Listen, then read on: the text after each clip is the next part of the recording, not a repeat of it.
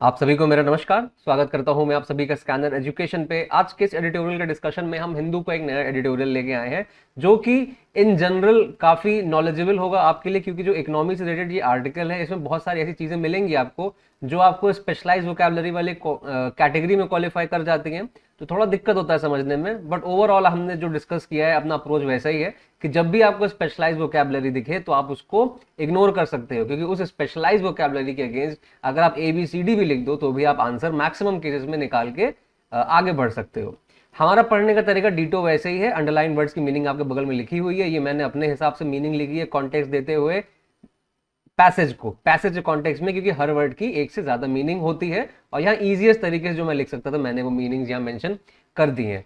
दूसरी चीज, आप अपनी अटेंडेंस लाइक देके मुझे बता दो कि हाँ सर मैं आ गया हूं, मैंने आज वीडियो देख लिया है। लाइक से मुझे ये समझ में आता है कि आपको कंटेंट समझ में आ रहा है कि नहीं, और कौन कौन रेगुलर व्यूअर हैं जो कि वीडियो को देख रहे हैं। तो एक आइडिया लगता है कि हमें किस डायरेक्शन में कंटेंट को आगे लेके जाना है। क्योंकि गोल यही है कि जो आपको जरूरत हो वैसा मैं कंटेंट बनाऊं। आड़ा टेढ़ा पढ़ा के मेरे अभी कोई फायदा नहीं होगा। ठीक है, चलो डिस्कशन शुरू करते हैं।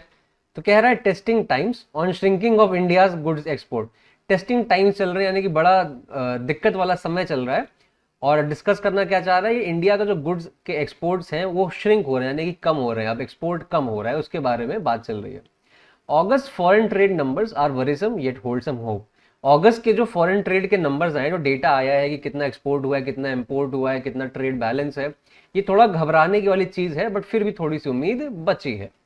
India's goods exports shrank for the seventh consecutive time and the ninth time in 11 months till August, while imports surged to hit the highest level since March this year. कह रहा है कि इंडिया के जो goods के export है, goods मतलब सामान, जो भी बिजनेस में किसी भी सामान को आप गुड कहते हो, तो गुड्स जो है वो जो एक्सपोर्ट हम करते हैं इंडिया से वो कम हो गए हैं लगातार 7वीं बार, और 9वीं बार 11 महीने में। ठीक है, यानी कि टोटल 11 महीने में 9 महीने ऐसे हैं जहां पे एक्सपोर्ट कम होता जा रहा है अगस्त में फाइनली आके। हालांकि जो इंपोर्ट है, हालांकि नहीं है, वाइल इंपोर्ट बढ़ता जा रहा है जो कि मार्च से अभी तक का हाईएस्ट है। At 58.6 billion, inbound shipments were still 5.2% below last August level, but exports fell by a relatively steeper 6.9%, leading to a 24.2 billion trade deficit, the widest since October 2022. कह रहा है इस अमाउंट पे जो कि इनबाउंड शिपमेंट है हमारे, इनबाउंड शिपमेंट माने जो भी रास्ते में है, वहां से खरीद लिया गया है और अभी आ रहे हैं, रास्ते में है, ठीक है, वो अभी 5.2% बिलो है अगस्त के लेवल से। तो अच्छी बात है, ठीक है, बट एक्सपोर्ट जो है वो बहुत ज्यादा गिर गया। एक्सपोर्ट बढ़ता रहना चाहिए, जो कि 6.9% स्टीप डिक्लाइन हुआ है इसमें, जिसकी वजह से 24.2 बिलियन ट्रेड डेफिसिट आ गया। ट्रेड डेफिसिट मतलब आपने एक्सपोर्ट किया सामान, आपने इंपोर्ट किया, कोशिश होती है कि एक्सपोर्ट ज्यादा करो इंपोर्ट कम करो, तो उससे क्या होता है, फायदा होता है कंट्री को। बट आप इंपोर्ट ज्यादा कर रहे हो एक्सपोर्ट कम कर रहे हो, तो एक ट्रेड डेफिसिट आ रहा है, यानी कि import is greater than export, और ये डेफिसिट जो है, जो डिफरेंस है वो ये अमाउंट है, ज्यादा नहीं होना चाहिए। ये है maximum since 2022 October. Goods exports are now down 11.9% so far this year and imports have drop 12.1%। ठीक है, जो गुड का एक्सपोर्ट है वो डाउन हुआ है इतने से, और इस साल इंपोर्ट जो है वो ड्रॉप हुए हैं 12.1% से। Service exports for the last month will be known later, but Commerce Ministry extrapolations suggest that this engine that has been resilient so far through the global economic turmoil is also beginning to feel the heat. कह रहा है service exports के बारे में। देखो, दो तरह की चीजें होती हैं जो आप बेच सकते हो, या गुड्स बेच सकते हो या सर्विसेज बेच सकते हो। मतलब गुड्स बेचना मतलब कोई फिजिकल चीज जो टैंजिबल होता है, जिसको छू सकते हो, उसको गुड्स कहते हैं।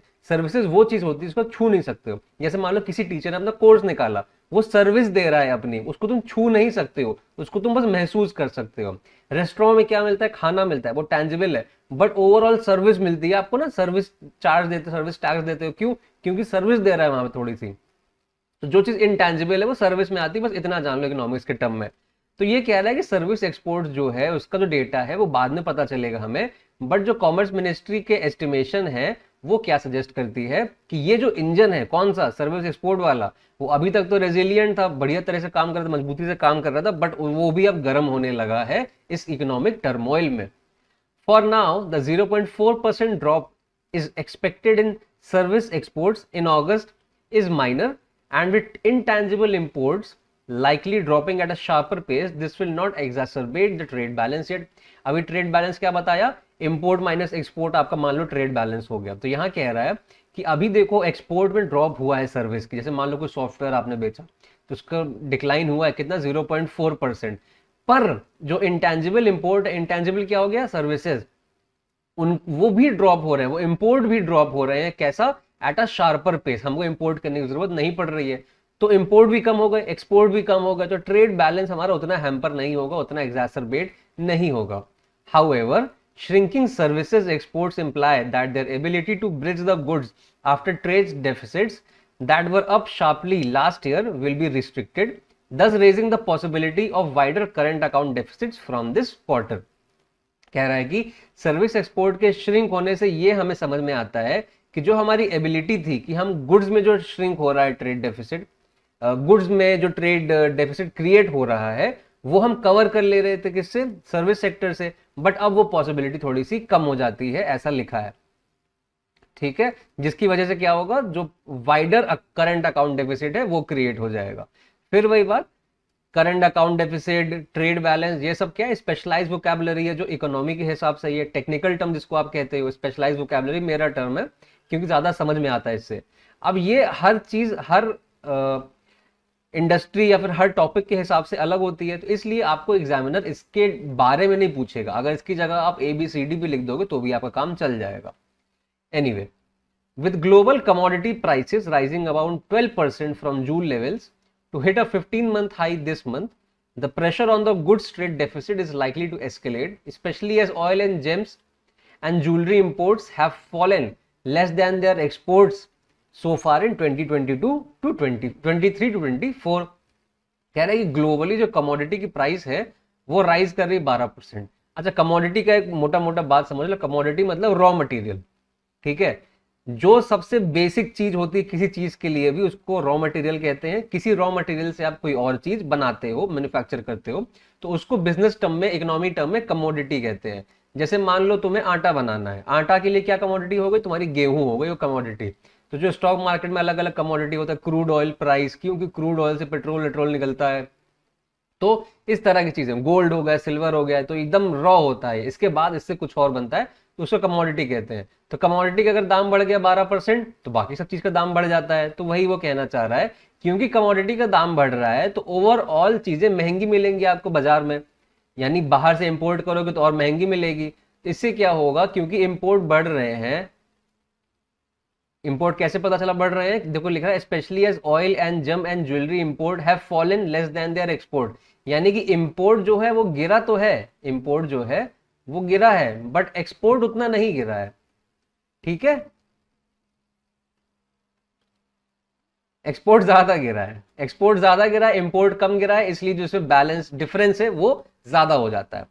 In the first 4 months of this fiscal, about half the decline in outgoing shipments has been fueled by petroleum despite volume rising 6% as prices fell 27%। कह रहे पहले 4 महीने में इस फिस्कल के, फिस्कल महीना होता है अप्रैल टू मार्च, तो पहले 4 महीने में अप्रैल मई जून जुलाई में लगभग आधी डिक्लाइन जो आउटगोइंग शिपमेंट में रही है, आउटगोइंग शिपमेंट माने एक्सपोर्ट में, वो किससे हुई है, वो हुई है पेट्रोलियम से। जबकि इसका जो टोटल वॉल्यूम है वो 6% बढ़ गया है, पर प्राइस उसका 27% गिर गया है, तो ओवरऑल तो हमें पैसे कम आया।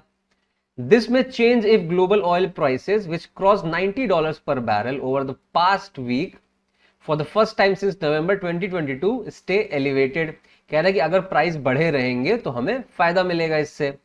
Export volumes of as many as 13 major items rose between April and July, but their value had declined owing to lower prices। कह रहा एक्सपोर्ट वॉल्यूम बढ़ गया 13 सामान का हमारा देश से अप्रैल और जुलाई के बीच में, अप्रैल में जून जुलाई फर्स्ट क्वार्टर, ठीक है, फर्स्ट 4 months। अब क्या कह रहा है कि उनका भले ही वॉल्यूम बढ़ गया है बट उनका वैल्यू डिक्लाइन हो गया है, जिसकी वजह से हमारा पैसा और कम आ रहा है। जैसे ये समझो, कोई चीज 100 रुपए की है, हाँ, अब आप उसको 1 बेचते हो तो आपने कितना कमाया, 100 रुपए। अब कोई चीज 50 नहीं, मैं कहता हूं चलो 25 रुपए की है, अब आप उसको 3 बेच रहे हो, तो कहने को वॉल्यूम तो बढ़ गया बट टोटल आया कितना, 75 ही आया ना, तो वैल्यू कम हो गई, वॉल्यूम बढ़ गया बट फिर भी आपको ओवरऑल फायदा नहीं हुआ, ये कहना चाह रहा है यहाँ पे। This is a good omen about demand, तो डिमांड के बारे में तो अच्छी है क्योंकि वॉल्यूम बढ़ रहा है। For Indian goods amid the gloom and the government believes rising commodity prices will help trade tallies, यानी कि ये एक अच्छा साइन है, गुड सिग्नल है सरकार के लिए कि डिमांड अच्छी है। तो जैसे ही बाजार में दाम बढ़ जाएंगे, क्योंकि हमारी डिमांड अच्छी है, तो एकदम से हमारे पास पैसा आ जाएगा। But they could also be a double edge sword for India as its strategic gambit to import more Russian oil has turn less lucrative. कह रहा है कि बट ये डबल एज स्वॉर्ड हो सकती है, दो धारी तलवार हो सकती है, फायदा भी दे सकती है और नुकसान भी दे सकती है। क्यों? क्योंकि जो उसने स्ट्रैटेजी अपनाई थी कि वो इंपोर्ट करे रशिया से ज्यादा तेल, वो उतना ल्यूक्रेटिव साबित नहीं हुआ है। ये 3 डॉट मतलब पैराग्राफ चेंज नहीं हो रहा है, ठीक है। Moreover sticky inflation could further dampen demand especially in key markets such as European Union with just hiked interest rates to a record high. कह रहे हैं कि स्टिकी इन्फ्लेशन है, यानी कि वो इन्फ्लेशन जो कि बढ़ गया है और वहीं बड़ा अटका हुआ चिपक गया वहीं जाके, ये डिमांड को थोड़ा कम कर सकता है। क्योंकि जब इन्फ्लेशन बढ़ता है तो क्या होता है, डिमांड कम हो जाती है क्योंकि चीजें महंगी हो जाती हैं। खासतौर से कैसी मार्केट में, यूरोपियन यूनियन में, जिन्होंने अपना इंटरेस्ट रेट बढ़ा दिया रिकॉर्ड है। इंटरेस्ट रेट क्या है? Interest rate is nothing but repo rate, जिस रेट पे सेंट्रल बैंक बाकी बैंक को इंटरेस्ट पैसा देता है, लोन देता है, उसको इंटरेस्ट रेट कहते हैं। तो यूरोपियन यूनियन ने फिर से बढ़ा दिया। और कब बढ़ाते हैं रेपो रेट? इन्फ्लेशन को कंट्रोल करने के लिए, ठीक है। Inflation reheated in the United states last month but not enough yet to dent festive demand that may lift order books in the coming months। अब इन्फ्लेशन क्या वो यूएस में फिर से बढ़ गया है, बट इतना नहीं बढ़ा है कि जो फेस्टिवल की वजह से डिमांड अभी क्रिएट होने वाली है मार्केट में, उसमें उसकी वजह से आपको धंधे में कुछ नुकसान हो। ऑर्डर बुक क्या है? ऑर्डर बुक समझ लो जैसे आप कार्ट में ऐड करते हो, तो आपने ऑर्डर प्लेस कर दिया।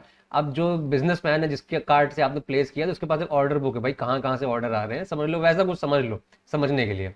That engineering goods, which account for a quarter of India's exports, clocked their first uptick after 8 months in August, with half of the 14 key segments of exports growing. The best performance in 9 months is a welcome sign। कह रहा है कि engineering good जो है वो उन्होंने पहली बार rise दिखाया है 8 महीने बाद अपने एक्सपोर्ट में। और ये जो है एक क्वार्टर यानी 1/4 पूरा एक्सपोर्ट अपने कंधे पे लेके चल रहे हैं। कौन से? Engineering goods. ये एक अच्छा साइन है। फिर India needs to do all it can to nurture precious green shoots and support exporters. India को जो हो सके वो करना है, जैसे कि वो इकोनॉमी को बढ़िया रखे और एक्सपोर्टर को सपोर्ट करता रहे, भले ही दाम जैसा भी बाजार में चल रहा हो। तो बढ़िया एक इकोनॉमी का आर्टिकल, एकदम हार्डकोर इकोनॉमी, मतलब ये ऐसा आर्टिकल है जो मैं एक्सपेक्ट कर सकता हूं कि ये सीजीएल आपको मेंस में दे सकता है। ये मेरे ऐसा उम्मीद है कि जैसी दे सकता है, दे ना दे, बट एकदम सटीक आर्टिकल है। तो इसलिए जो क्वेश्चंस आने वाले हैं आगे, वो एकदम मैंने उसी हिसाब से बनाए हैं, कैसे? एसएससी के हिसाब से, ठीक है। तो एकदम ध्यान से समझना। अब आ गया टोन वाला क्वेश्चन।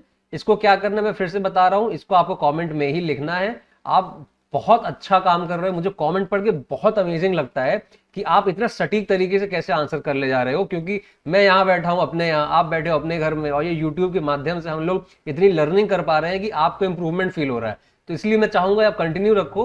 और टोन, टाइटल, थीम वालों, आप इसको कमेंट में मुझे लिख के बता देना, मैं वहां पे जाके कमेंट लाइक कर दूंगा, ठीक है। और इससे एक अच्छी बात ये भी होती है, तो मुझे पता चल जाता है कौन कौन है जो पढ़ रहा है, मुझे नाम याद हो जाते हैं, ठीक है। इसको जरूर से जाके मार्क कर देना। टोन समझो, अपना फंडा वही है, या तो पॉजिटिव है या नेगेटिव है या तो न्यूट्रल है। तो इत्मीनान से इसको पढ़ के सॉल्व कर देना।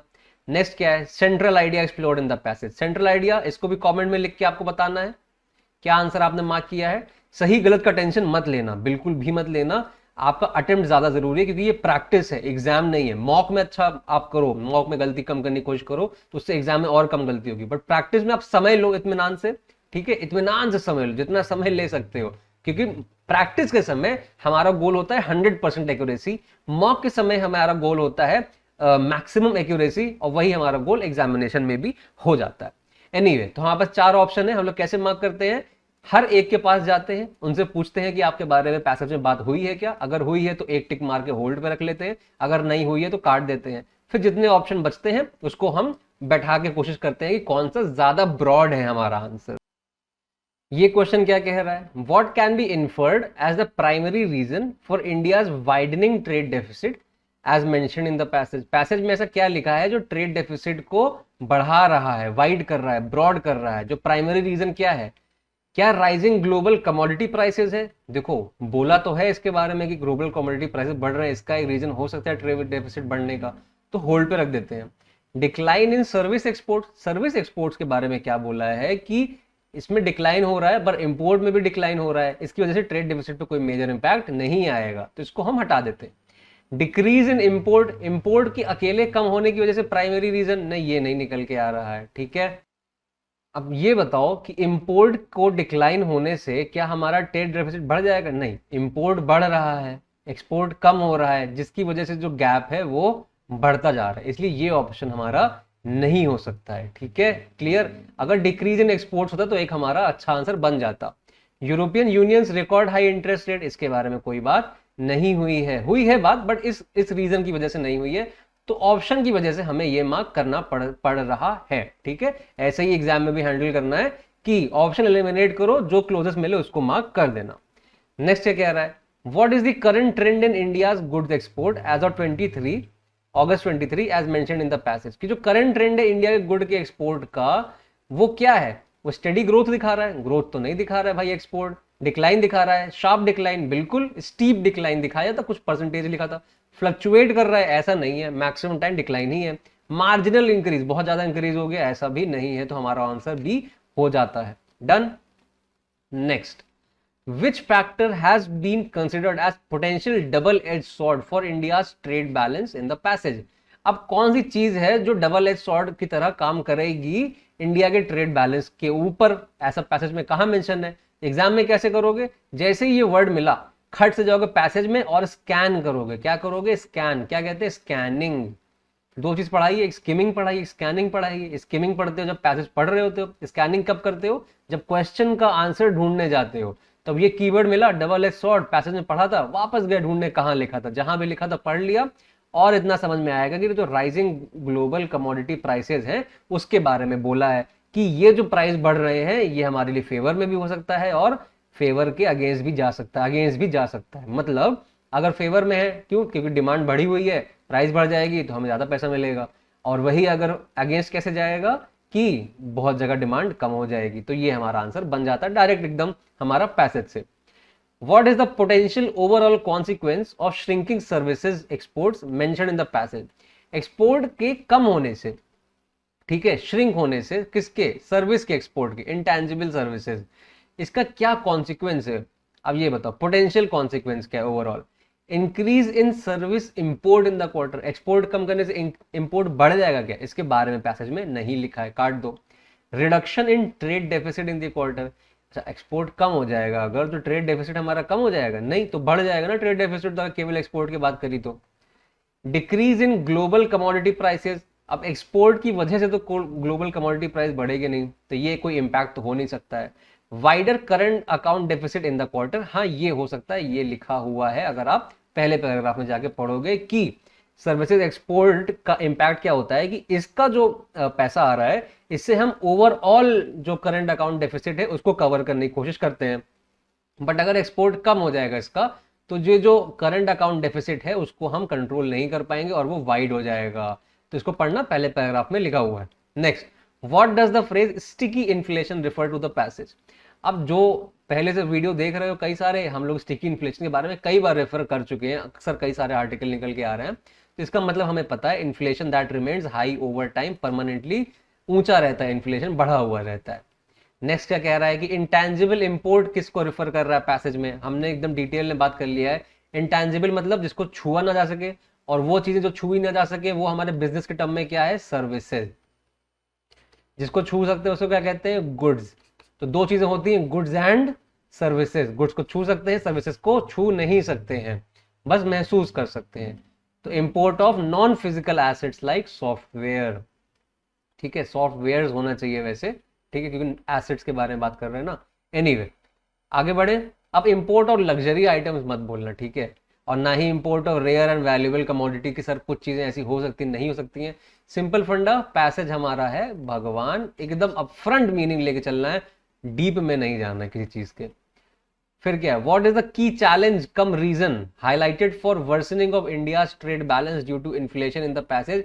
ये है 3 स्टार क्वेश्चन। इसको अगर आप सॉल्व क्या करूं, आपको सॉल्व करवाऊं कमेंट में या मैं खुद सॉल्व करूं, मुझे 1 सेकंड लगेगा सोचने में। एक काम करो, आप सॉल्व करो, आप इसको कमेंट में मुझे लिख के बताओ नीचे। आज आपको 4 क्वेश्चन मैंने दे दिए कमेंट सॉल्व करने के लिए, बट कोई बात नहीं, अच्छी बात है, आप खुद से करो, थोड़ा हेल्प मिलेगा। तो हर एक ऑप्शन के पास जाना, देखना कि क्या बात हुई है क्या बात नहीं हुई है, और इसको थोड़ा सा रिलेट करने की कोशिश करना। हो सकता है डिफिकल्ट हो, बट क्वेश्चन अच्छा है। और समझ लेना बस कि जो की चैलेंज कम रीजन, यानी चैलेंज भी है और रीजन भी है, इंडिया के ट्रेड अकाउंट बैलेंस को खराब जो कर रहा है ड्यू टू इन्फ्लेशन, पैसेज में किस चीज के बारे में लिखा है। Next, which of the following titles best captures the essence of the passage? This has to be mentioned and answered by you in the comment section. आज मैं कोई भी एलिमिनेट नहीं करूंगा, it is totally up to you. Exam pass आ रहा है, आप अब मेहनत करते जाओ और इंप्रूवमेंट लाते जाओ, इतनी मेरी आपसे रिक्वेस्ट, सजेशन सब कुछ है, ठीक है। और ये सारे वीडियोस हैं, अगर आप पहली बार आए हो तो इनमें से आप जो सा आपको जहां भी कमी महसूस लग रही है वो वीडियो आप देख के अपनी इंप्रूवमेंट की जर्नी मेरे साथ शुरू कर सकते हो। और पीडीएफ जो है टेलीग्राम पे है, इस जगह जाके डिस्क्रिप्शन में देख के आप देख सकते हो। मैं आपसे मिलता हूं नेक्स्ट वीडियो में। जय हिंद।